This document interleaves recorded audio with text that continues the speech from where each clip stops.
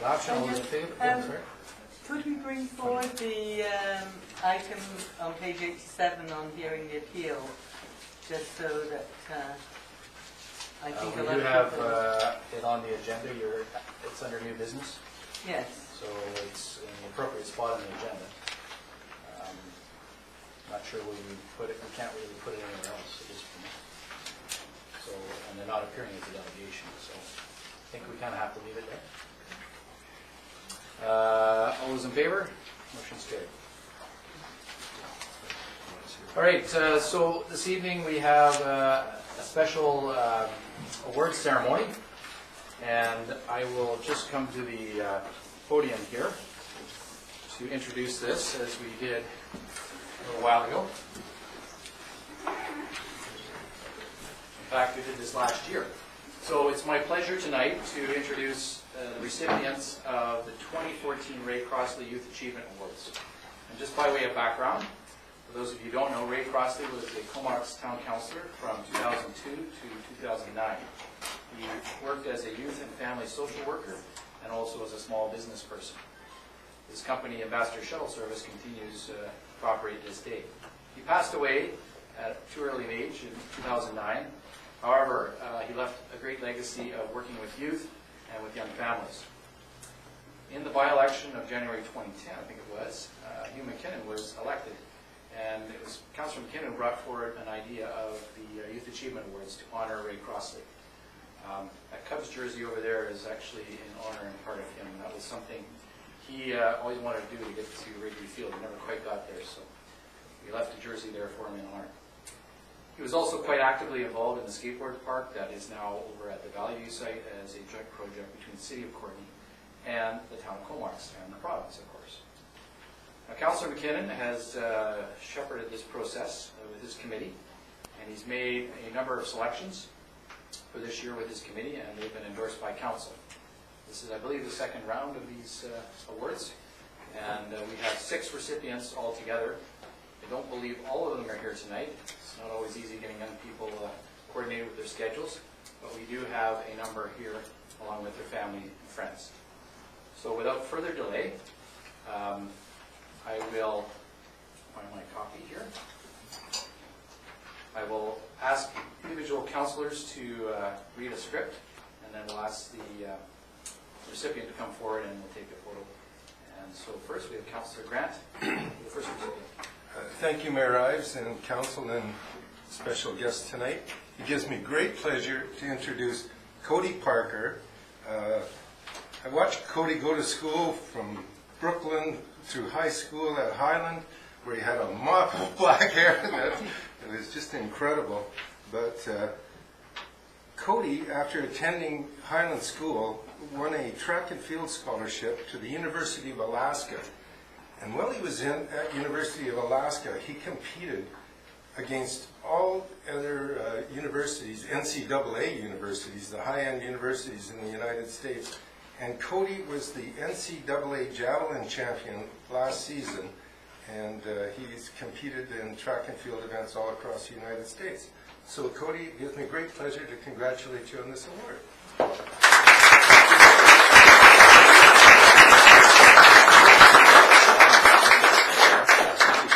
So with this award, you get a specially framed certificate with your name on it and the honor for which you received it. So, and you also get a town pen if you will. So congratulations.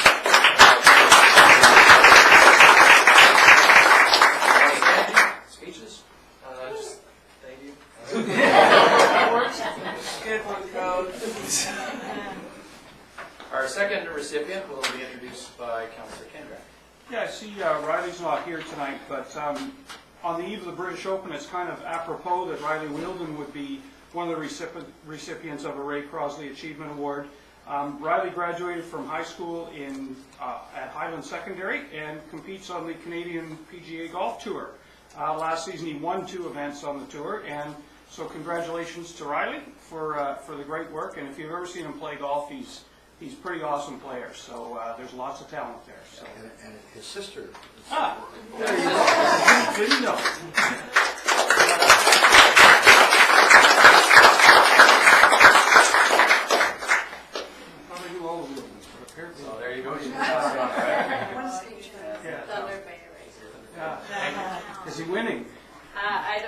starts tomorrow. All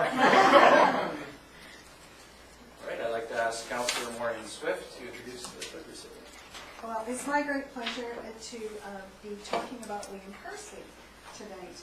And Liam is being recognized because he won the Canadian Youth Stand-Up Paddleboard Championship last year. So this is a great accomplishment, Liam, and we're very anxious to see how your career develops. So congratulations.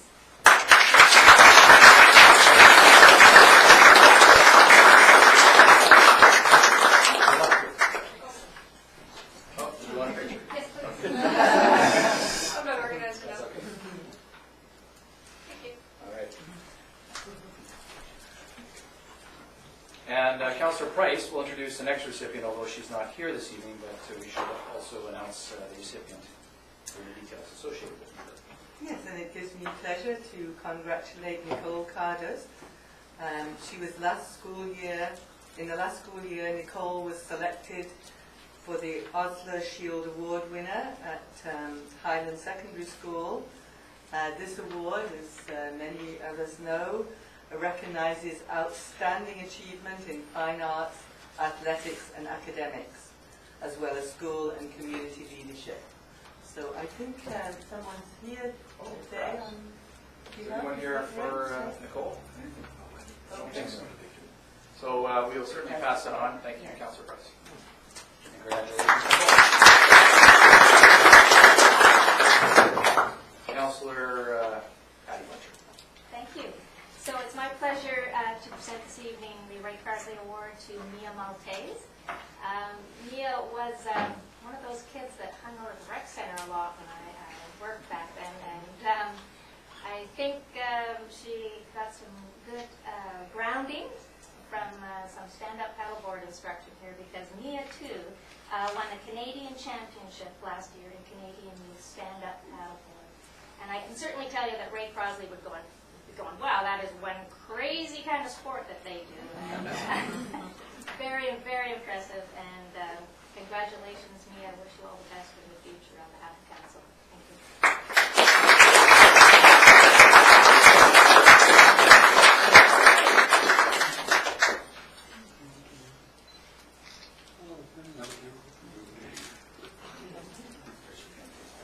Well done. Yeah, stand-up paddleboarding has been recently profiled in the InFocus magazine as a growing sport within the Valley, and certainly two fine representatives of that sport here tonight. And last but not least, Councillor McKinnon. Yes, it gives me great honor to present this award, to talk about this individual, Tyler Kostiak. And the neat story here is that Tyler probably looked up to his peers and followed Cody's lead, because his story is he was a member of the Highland grad class this year and being recognized for a tremendous athletic feat. He won back-to-back provincial championships in javelin at the BC High School Championships there against all other schools. So I'm sure he looked up to you, Cody, and you were his inspiration. Unfortunately, Tyler had said he was going to be here, and I don't see him here. Oh, Tyler, you're there.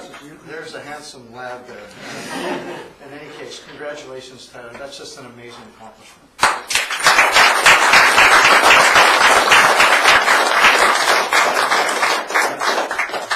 So I was going to say something about you can go play catch with Cody, but I don't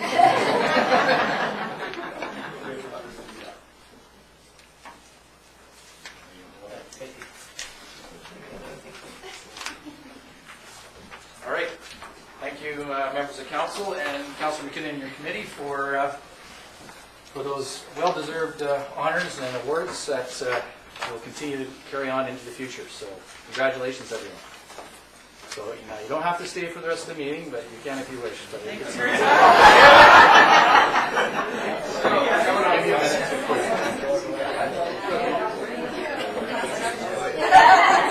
Who do I approach if I'm a trash can at going home with me? You're in the right place. Our administrator. Somebody. You? Garbage cans. You know when you come down, going home, somebody's directed to us, last, right as you're going over. One at the boat ramp, right? Yeah, no, further closer. Right, right. Oh, next to you, yes. Okay, I'll have a look at that. That's a beauty. I didn't see you here as a delegation. I just joined y'all. How are you? Good. You too. Bye, everybody. All right, I think that clears out most of the recipients and their family and friends, so we'll move on with the rest of the agenda. First item would be minutes of the regular council meeting of June 18th for approval. Move. Second. Approval, all those in favor? Motion's carried. And we have the committee of the whole meeting of June 25th for receipt. Move. Second? A receipt then, all those in favor? Motion's carried. A number of recommendations coming out of that. First of all, that bylaw 1790, Comox permissive tax exemption bylaw be advertised and forwarded to council for first, second, and third reading. Move. Second. All those in favor? Motion's carried. Regarding the Shaw Go Wi-Fi agreement, that council directs staff to negotiate agreement with Shaw Cable Systems Limited for public Wi-Fi access for all.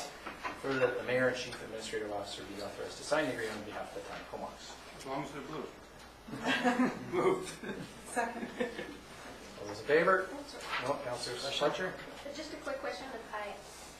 Do we have any idea on the timeline of when this may occur? I've received a draft agreement from them, and as soon as we get that agreement in place, they'll begin the process of installing the Wi-Fi. It'll be, I know that they've started with some locations already, so it shouldn't take too long. I'd say a couple months max. Thank you. Anything further? Seeing none, all those in favor? Motion's carried. Regarding the Comox Waterfront Development and Planning Phase 2 ICT grant application, that council authorized the expenditure of up to $75,000 for planning, design, public consultation, and preparation for grant submission for Phase 2 of the Island Coast Economic Trust Funding Program, as outlined in the submissions provided by Algis Consulting Ltd. and Colmar Architecture Limited. Move.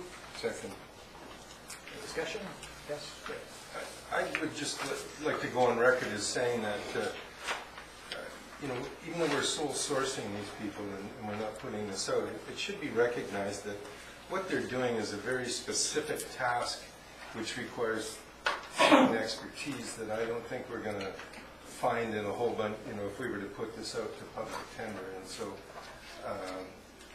the reason why we're not going out, we're sole sourcing, is because of their particular expertise in this area. And the prior involvement. And their prior involvement, of course. To get it to Phase 1. Yes, indeed. Okay, anything further? Seeing none, all those in favor? Motion's carried. Special council meeting minutes for June 18th for approval. Move. Second. On approval, all those in favor? Motion's carried. No committee reports, unfinished business. We have for receipt at page 21, the manager's report. Move. On receipt, all those in favor? Motion's carried. Two items, basically just updating, and of course, the stakeholder consultation will begin on the waterfront development plan. Annual report then is next item, and that was received at the committee of the whole on June 25th, and we're asking for approval at this time. So moved. Second. And just before we vote on that, were there any submissions from the public in that regard? There were no submissions, no. It was advertised in the paper last week on Tuesday, Thursday. Okay. and no submission. Thank you. All those in favor? Motion's carried. Next item is the zoning bylaw amendment and related parcel frontage variance and DP 14-2 for the riparian areas for 1980 Beaufort Avenue. And there's a series of recommendations here from staff. First one is that Comox zoning amendment bylaw 1769 be given third reading. Move. Second. Discussion. Councilor Price. Yes, well, this was a difficult one. I know the neighbours would have preferred that we stayed with the one lot and created a park and walkway on the remaining area. And I certainly hear where they're coming from. It is a prototype, And my concern is that we may not go this route again if we can't show how it can work. And the aim of it was to create the walkway with a small path at limited or no cost to the town, because this wasn't rated as a priority that was earmarked for money. And so if we don't go with the 2 lots, we will have to go out of the park's budget.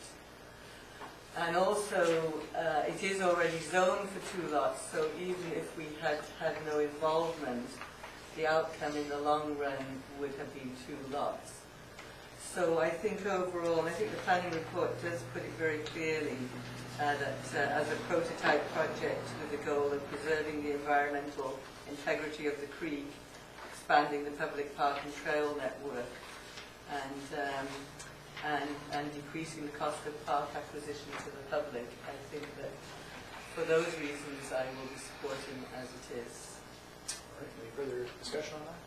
Councilor Fletcher? Yeah, I'd just like to state that, having heard the public hearing, however, I believe that staff brought forward a very creative proposal, and I think this is a real win-win in many ways for the town and for the future. So hope we can see that down the road. All right, any further discussion?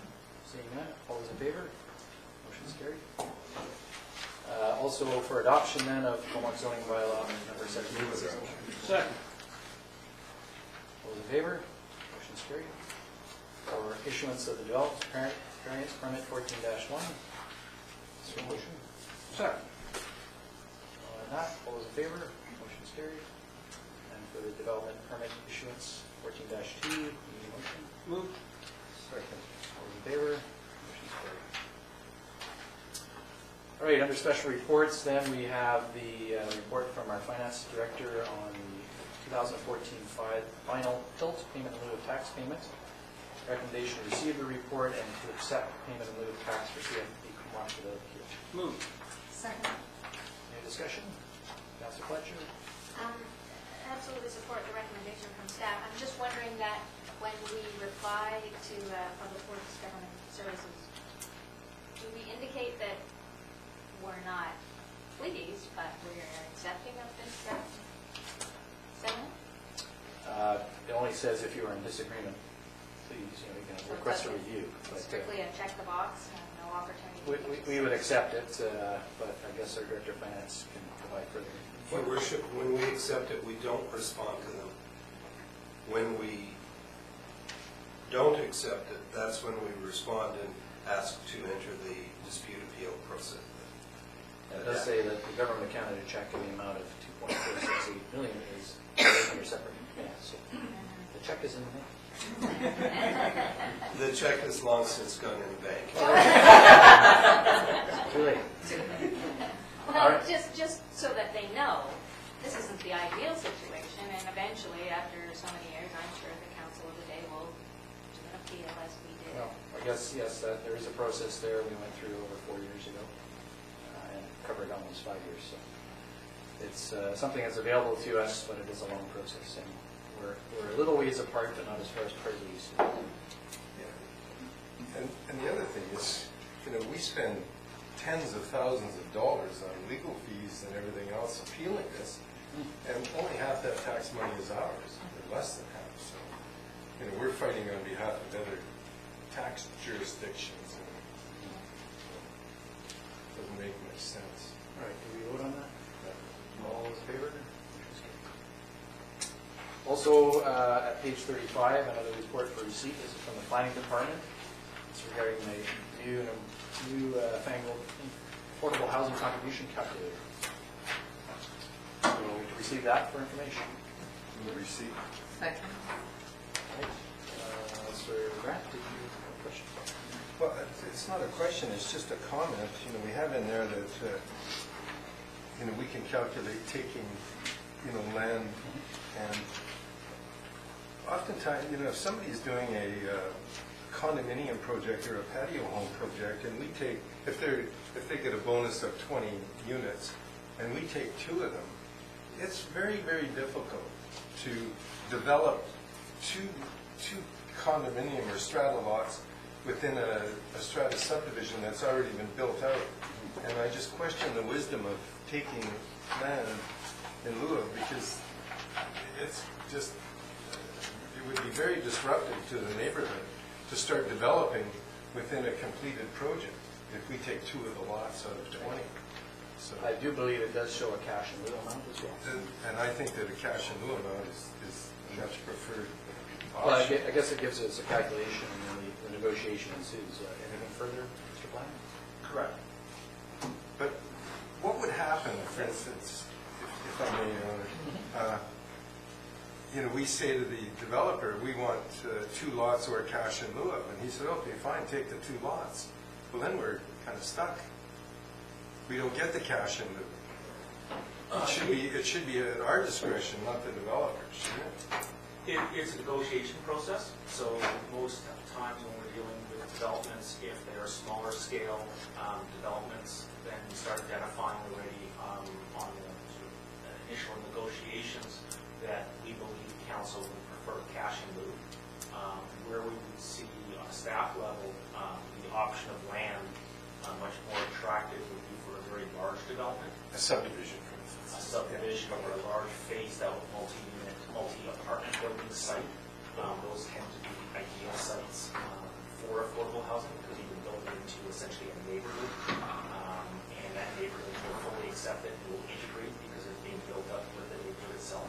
So yes, it's part of the negotiation, and typically at this point in time, almost all the infill projects, et cetera, what staff are advising the applicants is that the preference of council would be cash in lieu. Okay, that was a good point. Thank you. Anything further on that? Yes? I mean, I think it's great that we have this, the Affordable Housing Contribution Fund, and it set us in good stead. And I certainly appreciate the report and the calculator. I think it will go a long way to help explain it to somebody and give them a good guide as to what the commitment is. So I think it's great to kind of put this together, and I think it'd be a very useful tool. Thank you. Yeah, just a bit more on the streamlining of the process really as much as anything else. All those in favor? Motion's carried. Thank you, Planning Department. A report from our Director of Finance on the homeowner grant and referral stats for this year. Motion received. Move. Second. Any discussion? I just had a question. When people defer their taxes, is there any provincial support for the... It's 100% supported by the Okay. province. Great. It doesn't come out of the council. Okay, so it's a provincial... There's a registered charge that goes on title, and people have to pay interest on that. And when they sell or do something with their property, they have to pay that. But we're held whole on that one. All right, all those in favor then? Motion's carried. We have for receipts a number of regional district board meeting minutes, June 19th for both the hospital and solid waste, and June 24th for regional district meetings there. Have you seen them all? Second. Any questions, comments? All in favor? Motion's carried. Four of those are received. Under bylaws, page 65, we come back now to the Comox Permissive Tax Exemption Bylaw for 2014. Bylaw 1790 that is before us for first, second, and third reading. Move. Second. Any discussion? Hearing none, all those in favor? Thank you, Director of Finance, for bringing that forward in that timely fashion. All right, under new business then, we have the first item, which is the notice of motion that Councillor Price brought forward, and I'll just ask you to speak to. Yes, and so I'm not bringing a motion forward. I did talk with our CAO and our museum curator to see if there was anything that, if it's a request for an auction item for the Mackline Society's fundraising dinner. But we came to the conclusion that there wasn't anything appropriate, and the museum is helping by the sale of Mackline's books, where the commission will go to the society. So I will not be asking council's consideration of any donation. All right, thanks for the update. All right, at page 87 then, we have the matter regarding appeal of request to appear as a delegation decision. This is for council's consideration. At page 87, it has the references to the process as well as extracts from the procedure bylaw on page 88, along with the delegates' appeal submission. So at this point, it's up to council as to whether or not they wish to consider allowing a delegation request on this issue. And if so, there's a motion that would have to be passed, and that would then, if it does pass, go to the next regular council meeting agenda. So I'd like to move that the July the 7th, 2014 request to appear as a delegation from Mrs. Catherine Askew and supporting background information be added to the next regular council meeting agenda. Okay, is there a second for that? I'll second. Okay, it's been moved and seconded. Discussion. Councilor Price, do you wish to? Yes, I just that I think when our citizens come forward with a request for a delegation, I think that it's incumbent on us to provide the time to the 10 minutes to allow them to speak.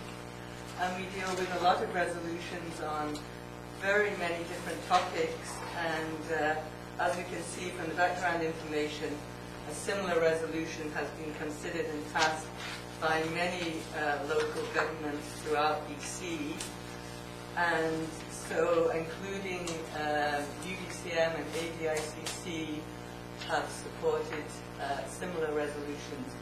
So I would certainly like to hear the delegation. I would like to have the opportunity to consider the resolution, and so I strongly urge everyone to support it.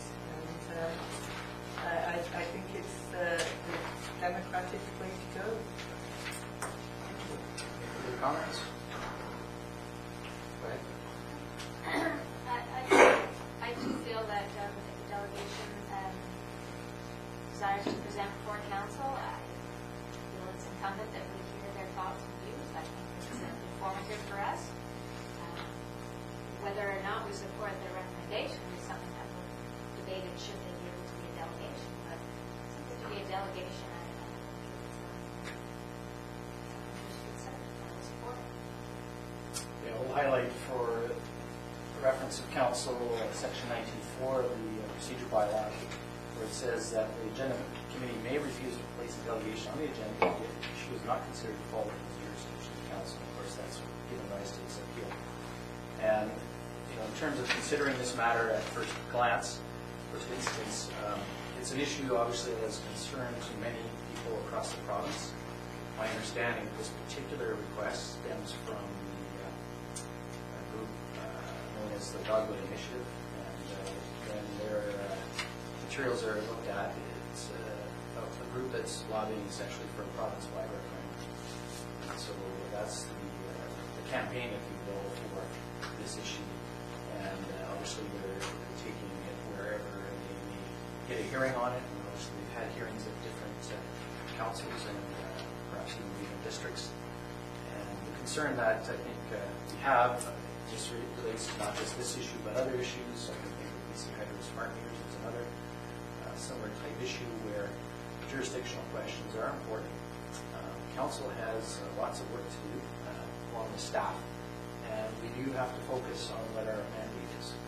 And we look after quite a number of services within the town, and we're responsible for making sure that they're carried out efficiently and effectively. And of course, our meetings also need to be carried out in an appropriate fashion. So I think the concern around this type of delegation for council's benefit, I suppose, and any other kind of issue that may come forward is if council considers matters arguably fallen out or outside the jurisdiction of the town, then you could find that council's business would be encumbered by any number of causes.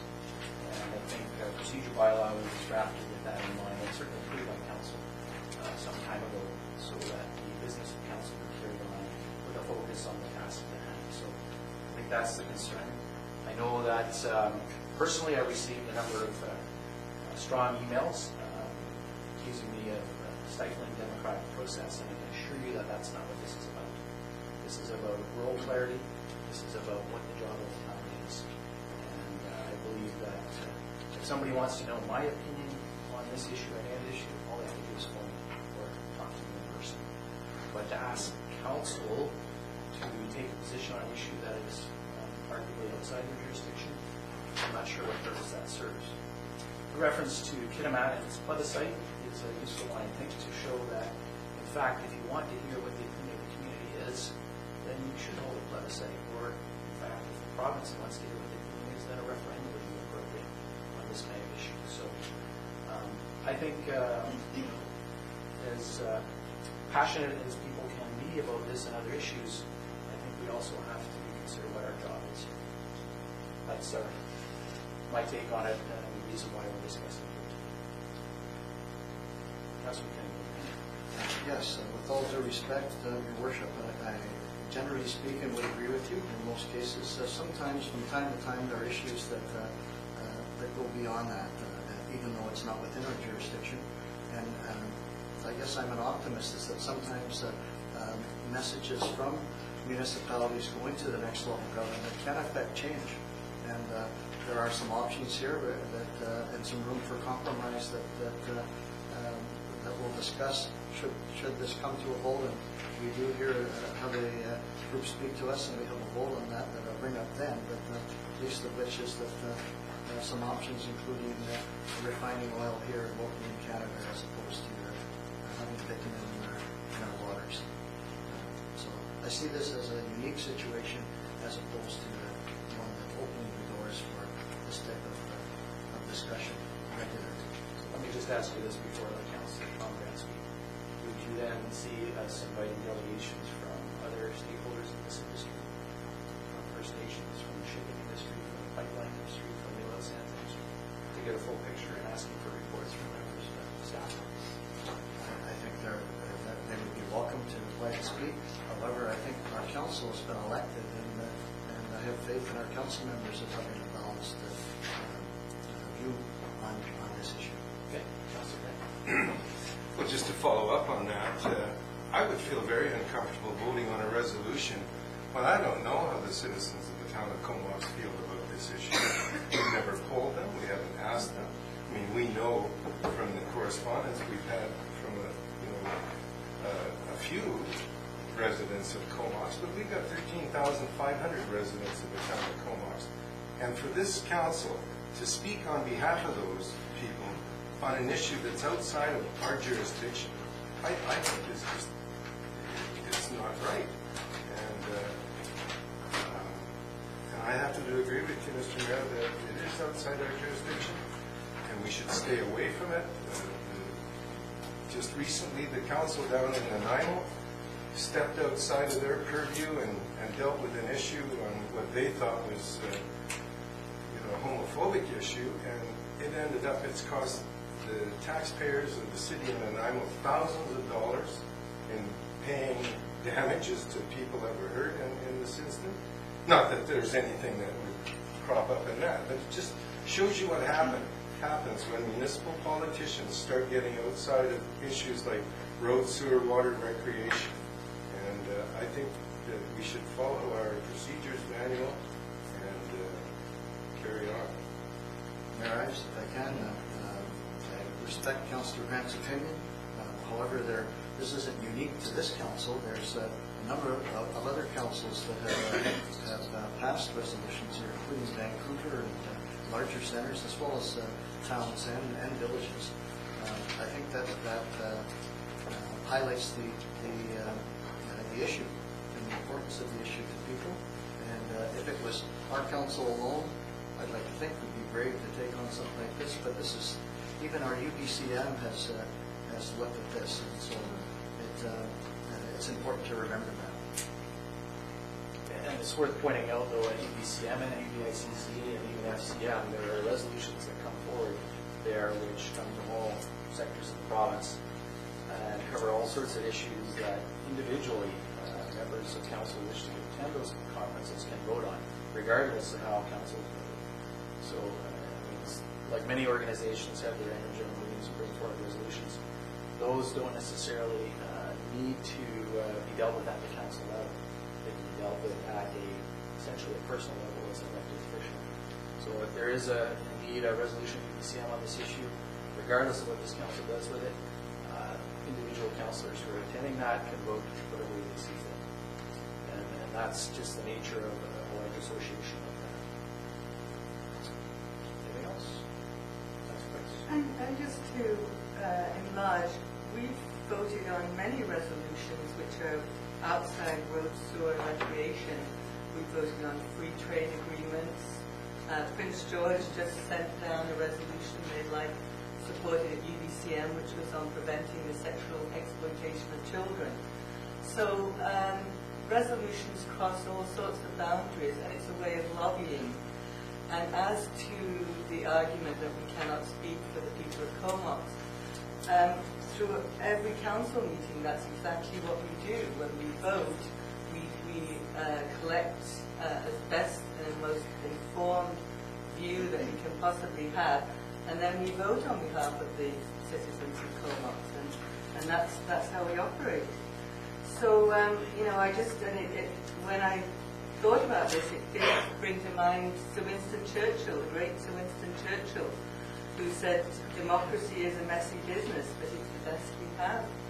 And so I really urge people to allow a delegation to come forward. They have 10 minutes. It's taken far more than 10 minutes to give their views. We can vote.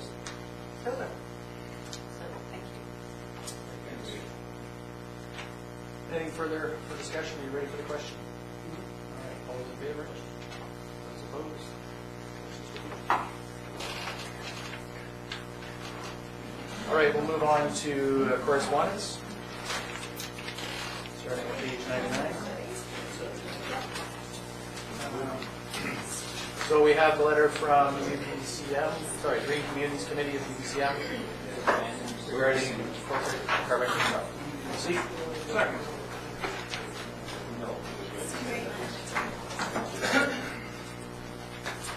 This is a letter to congratulate the town for achieving our goal of corporate carbon neutrality for the 2013 reporting year. And I know that staff and council worked on that.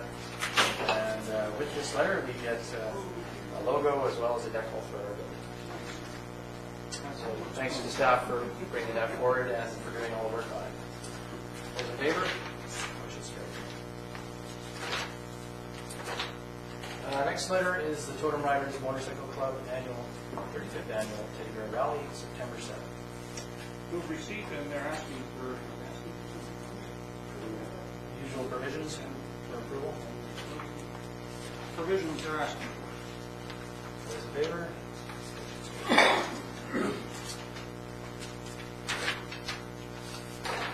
The next letter is from the Comox Town Residents Association regarding speed limit issues. And refer to the traffic safety. I don't believe we have such a thing. No, that was First. And just for clarification on that stuff, we'll just move it as part of the normal course, or you will There's a few things going on. One is that we'll look at the issues, but related to this is we're working with ICBC to get some of the speed reader boards, and so that we could actually put them up in these areas that are identified as problem areas, just to bring awareness to drivers as well as to realize that it is an issue. So we'll look at it that way first. Okay, so not necessarily report back to council on it, but just take it on staff's hand. Yeah, it'll be in staff's hand, and if there is further action required on a crosswalk relocation or something like that, we will bring that forward. Those in favor? All right, no late items, delegations. We have reports from members of councils. I'll start. Attended the public hearing regarding 1980 Beaufort, North Island College graduation ceremony, the BC Shellfish Festival, participated in the chefing contest, and I did finish last. So I beat John Watson. He said he'd let you win them. That's right. He thought they were prairies. Yeah. National Aboriginal Day opening ceremony, the Band-Aid grad ceremony, the earthquake preparedness seminar, consultation process, I should say, the regional district, And this afternoon, I met our new RCM inspector, one of the CAO, Mr. Tim Walton. And he's now here, and he's moving into his home in Comox in the next week. So he'll be appearing hopefully at one of our meetings in October that will send him a formal invitation. So good to see him on strength. Councillor Tom Graham. Thank you, Mr. Mayor. Since we last met, I attended the public hearing at Beaufort Avenue. On June 19th, I attended the Comox Strathcona Waste Management meeting. On the same day, I attended the Comox Strathcona Regional Hospital meeting. I volunteered for 11 hours at the Shellfish Festival. And I was so busy, I never got to watch the shuck oysters. So I was manning the gate. On June 24th, I attended the CBRD Committee of the Whole meeting. June 25th, the Committee of the Whole meeting for the town of Comox. June 27th, I attended the inaugural meeting of the Watershed Protection Plan. Now, this is a group that is, it's a long story, but when the Water Committee asked for deferral on filtration, one of the conditions that VHA came down with is that they wanted a watershed protection plan. And we've hired a consultant to help us with this plan. And the consultant has put together a working group.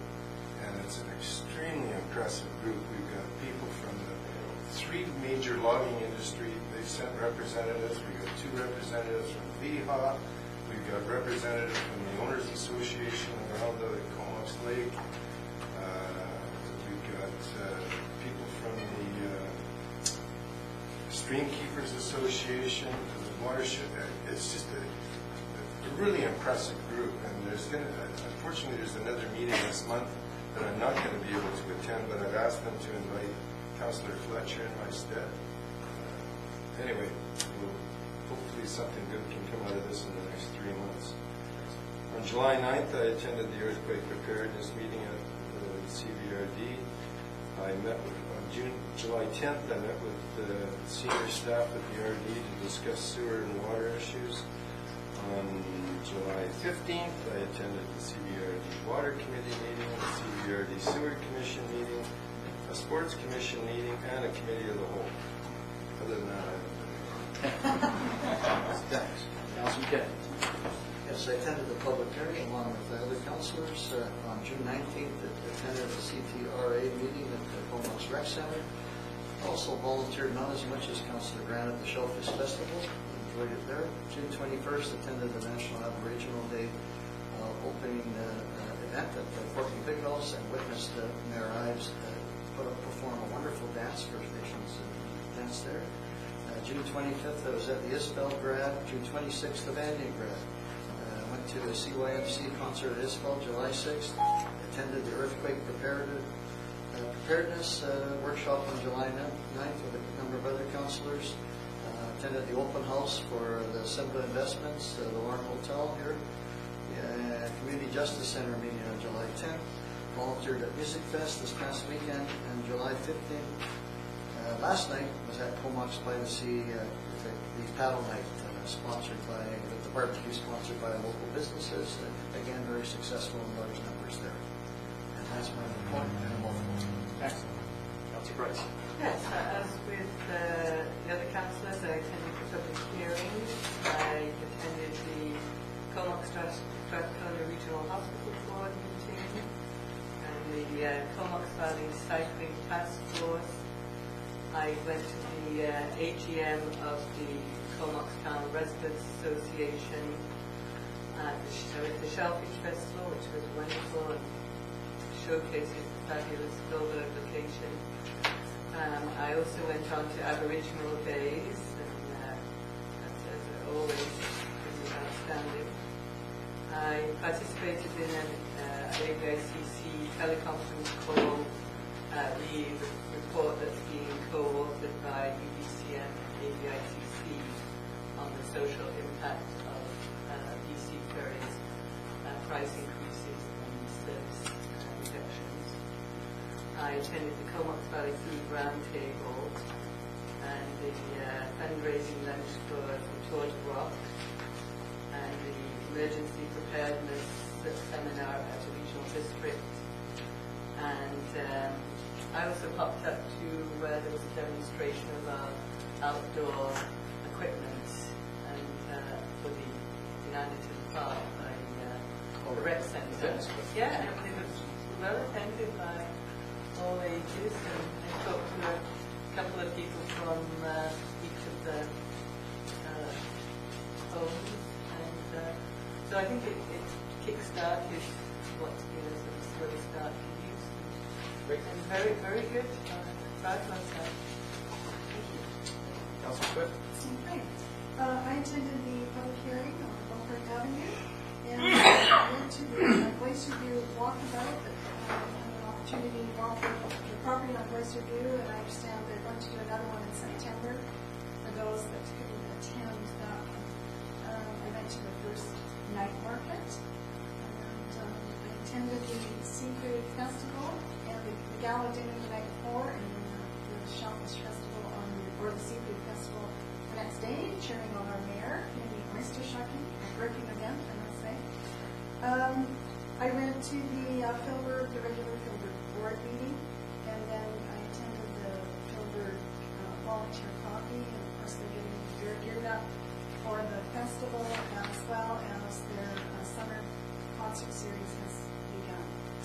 I went to the Canada Day celebrations, the emergency preparedness event at the regional district, the sewer meeting, and I attended the open house for the hotel. Councilor Fletcher? Thank you. So since we last met, I attended the public hearing for Beaufort Avenue. On June 19th, I attended the Strathcona Solid Waste Management meeting. And that evening, on behalf of Mayor Ives, I attended the best AGM ever at the Sid Williams Theatre. They took a new twist on things and kept their business very brief, and they put on some amazing entertainment for us. Some singers, dancers, and a great comedian. So it was quite a delight. So thank you for that, Maris. And then again, on June 21st, I think I was the only one who was unable to attend the Shellfish Festival or the Aboriginal Days. As on that day, on behalf of Mayor Ives, I was on my way to Powell River to attend the Symphony Cruise put on by Summers and Fall. And wow, the Strathcona Symphony plays on the Powell River Ferry as you cross over. There were 400 walk-ons from Comox for this event.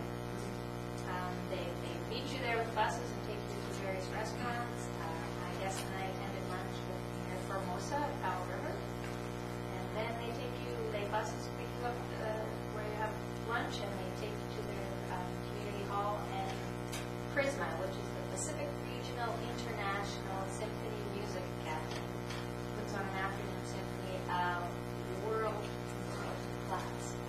So again, thank you for that one as well. So unfortunately missed the Shellfish Festival, but had a great day out back and forth on there. And on June 24th, I attended the CBRD special board meeting and the regular board meeting. June 25th, the committee of the whole. And then a 2-week holiday over the country, and yesterday I was back at the district sewer water sports commission meetings. I heard you were part of Jeannie's Army. I was there. Well, thanks. Well, I feel like I've been slacking off a bit here because I only did about half of that. So I attended the public hearing. We also had a BIA meeting. I also volunteered at the Shellfish Festival for 12 hours, not just 11. Okay. But some of the numbers are in on that, and we get over 1,100 people through. So it seems like the charging for entrance turned out to be a good thing. All of the vendors were very happy with the amounts that they ended up making on that, and it looks as though without the financial reporting in totally that it'll be pretty much a break even this year. In the past it's been a loss, and there'll be a donation to North Island College out of that as well. So successful in that regard, and I also attended the open house for the Lorne Hotel. No, I think the Shellfish Festival, there was some concerns about its moving its venue from Marina Park out to Philbert Park, but I think it proved to be a great move, and it's a great venue. And my thought was, when I was there, was that it's good that we're using this park more than we often have. I would certainly use it for Filbert Festival, but thought it was a great venue and hopefully it'll continue. And I met people from all across Canada there, young chefs in training who were on a tour, and suppliers, and when they're down there at Filbert Park, looking out at the mountains and enjoying all the ambiance there, it just sells itself. And to get to a break-even point with the advertising, is Well done to very, very well done. everyone involved. All right, that completes the report. Any media questions at this time? Any questions from members of the public at this time? All right, so we do have a brief in-camera meeting to follow this meeting. The public hearing will be at 7 o'clock in the stair next door, if you're here for that. So we do need a motion to exclude the public under sections 1B, 1D, and 1I of section 90 of the charter. All in favor? That's great, and we'll adjourn. Motion to adjourn. Second. In favor? Carried. So we'll just wait till the room clears, and we'll come back